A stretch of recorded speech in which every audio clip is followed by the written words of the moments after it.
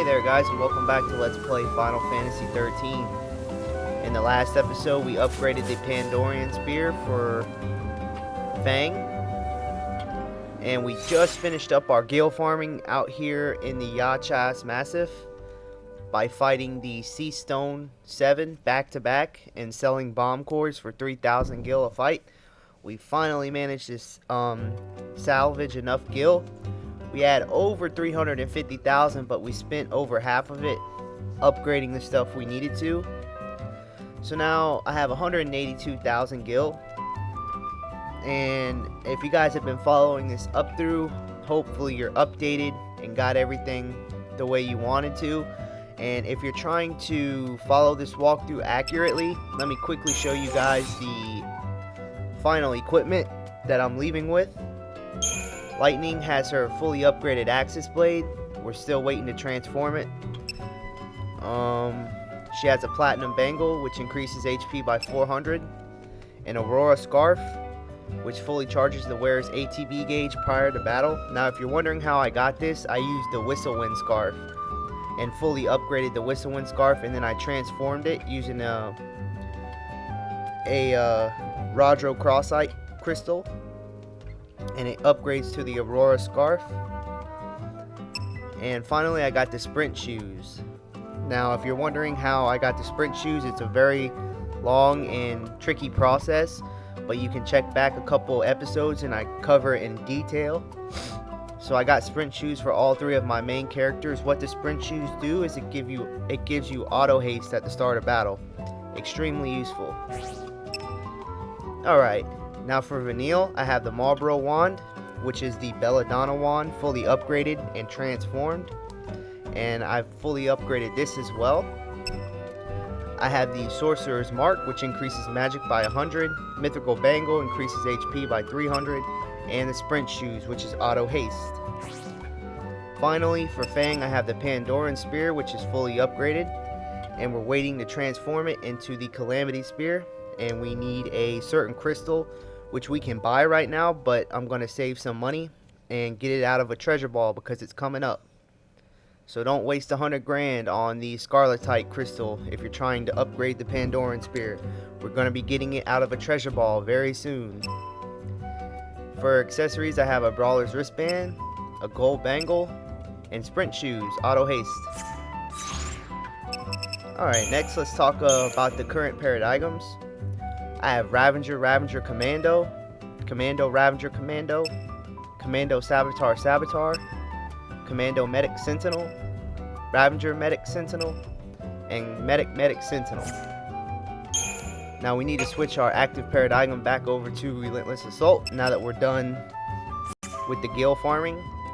Also, if you're wondering how to get so much gil in Chapter 11, then you can look back a couple episodes and I cover it in detail. Now, if you're trying to do what I do, and you're upgrading the Axis Blade fully, you have a star next to it, and you have the Marlboro Wand with a star next to it, and finally you have a Pandorian Spear with a star next to it. Before you leave, make sure you at least have $160,000. No, 170,000 gil. You need at least 170,000 gil. And let me show you why.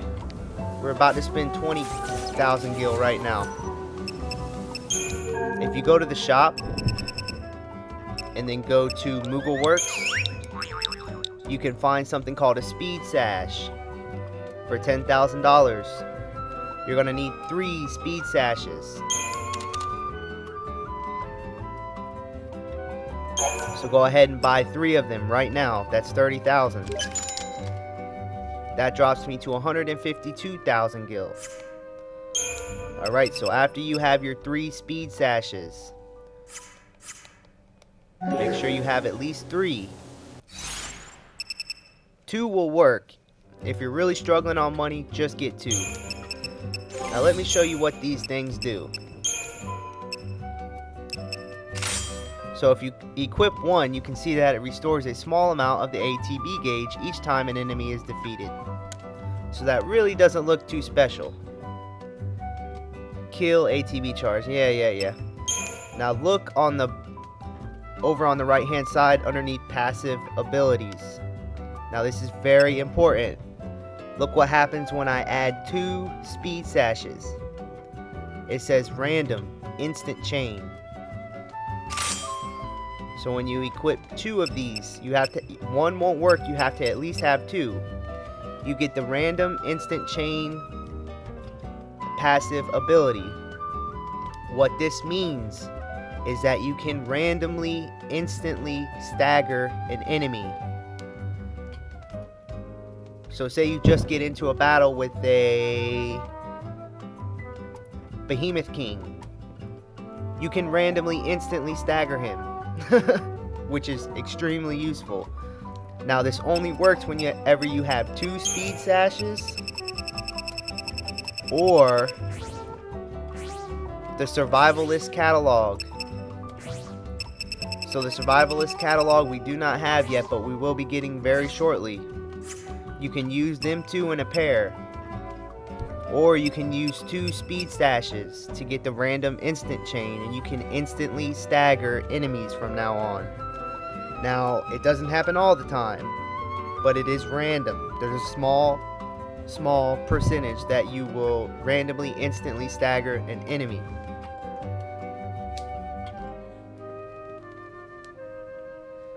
So this is extremely useful.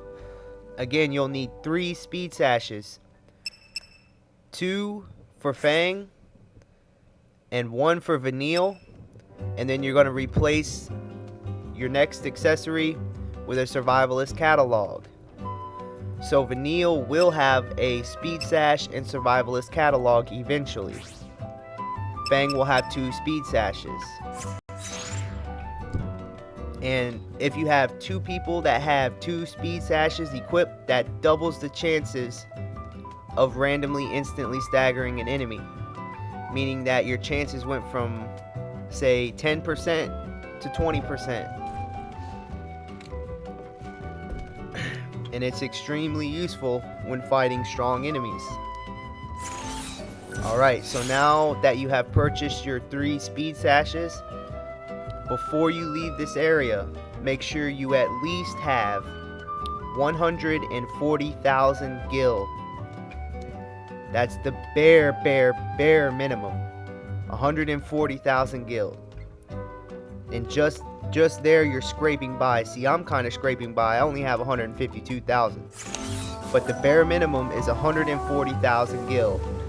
If you want to be able to fully upgrade the Calamity Staff as soon as you get the crystal, you need at least 140,000 gil.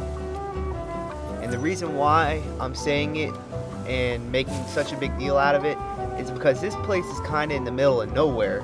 This thing is, it's in the middle of the woods, wherever you go to get gil and farm gil. Like, this is so far out of the way, like, it's ridiculous. So I don't want to come, and I'm pretty sure you wouldn't want to have to travel all the way back here just to get an extra 10,000 gil. It's not worth the journey. Once we leave here, make sure you have everything you need. So before we leave, I'm going to quickly explain one more time. The Axis Blade is fully upgraded, waiting to be transformed. We have the Aurora Scarf, which is the Whistlewind Scarf, fully upgraded. Transform it with a Rodro Crossite Crystal into an Aurora Scarf. This will fully fill your ATB gauge as soon as you enter battle, meaning that you can unleash 5 different attacks before the enemy even sees you. Sprint Shoes, which is auto haste. A very long process to get these. Check back a couple episodes and I explain it in detail. For Vanille, we have the Marlboro Wand, which is the Belladonna Wand, fully maxed out. At max level, the Belladonna Wand can be transformed using a Uranite crystal into the Marlboro Wand. The Marlboro Wand fully maxed out is what I have now. So in order to transform most of the weapons from their second form to their third and final form, you need a Trapsahydron, which costs $2 million. And I do not want to be here for getting $2 million. So make sure you got the Marlboro Wand fully upgraded with Vanille. sprint shoes. For Vanille, you need 3 pairs of sprint shoes in total. Finally, the Pandorian Spear, fully upgraded. We're waiting to transform it with a Scarletite crystal, which we're going to find for free in a treasure ball. And 2 speed sashes. You need at least 2. If you want to get 2 of them for Vanille, you can do so as well. This doubles the chances of random instant chain, meaning you will instantly stagger an enemy. So we're going to get the survival catalog for free. That works just like a speed sash, so you'll really only need 1 speed sash for Vanille. Alright, so now that we've pretty much covered it, make sure your Crystarium is fully maxed out. And it's time to go tracking down some sea stones. Remember, you need at least 140,000 gil before leaving this area. And that's with everything already maxed out. Alright, so whenever you're ready, go ahead and touch the Seath Waystone and choose to teleport to the beginning of the Yachos Massif. Time to go hunting some sea stones. We spent so many episodes leveling up, getting stronger, filling out the Crystarium, grinding for CP, upgrading weapons, grinding for gil. I'm glad that we're finally getting back on the track of completing sea stones. Alright, so once you're back at the entrance area, let's go ahead and exit this godforsaken place.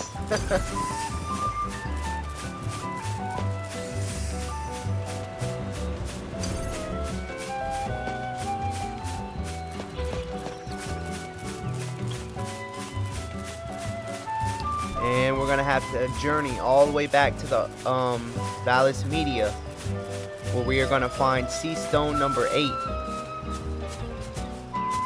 If you guys have not completed the first 7 sea stones, make sure you check back into the 60s episodes. I think I covered the sea stones 1 through 7 in anywhere between Let's Play episode 60 to Let's Play episode 70. I'm not quite sure. Maybe a little bit before that, maybe in the 50s. But I do cover all 7 sea stones up to this point. Make sure you're updated, because from here on out, we're going to be working on Sea Stone Mission 8 and up.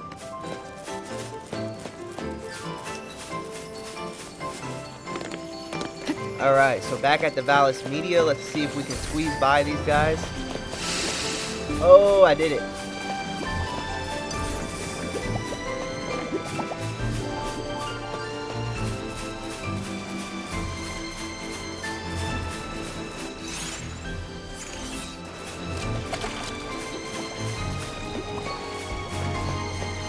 Alright, so moving on, and if you guys are wondering, should you start spending your Crystarium points once you're already maxed out on all characters' primary roles?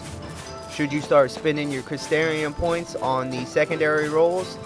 I wouldn't just yet. If you want, you can learn the first couple abilities so that your characters can switch to any role whenever they want.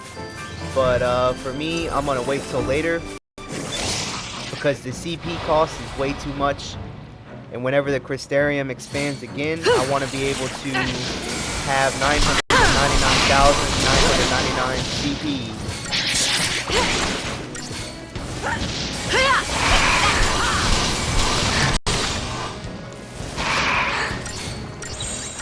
New strategy.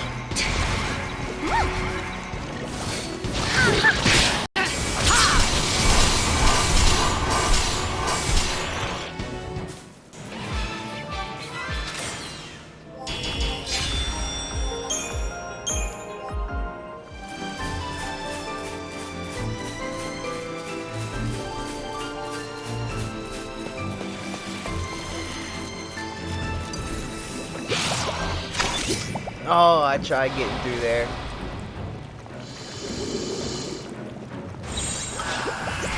Alright, so let me quickly show you the action wave. Let's use Blitz. Stay down. And we didn't really hit anything. We only hit one enemy.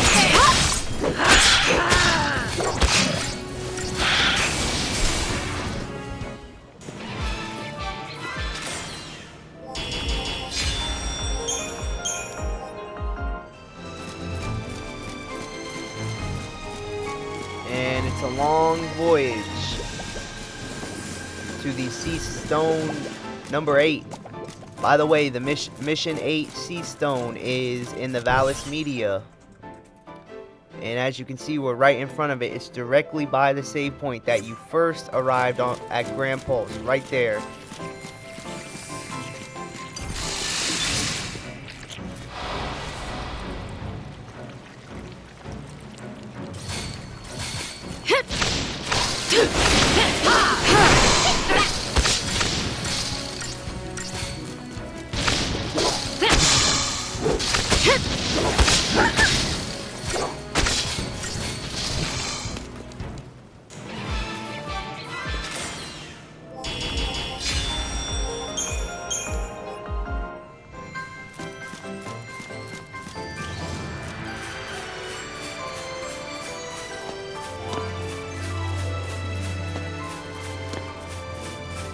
Alright, so whenever you reach the opening area, look for the sea stone by the palm tree looking thing.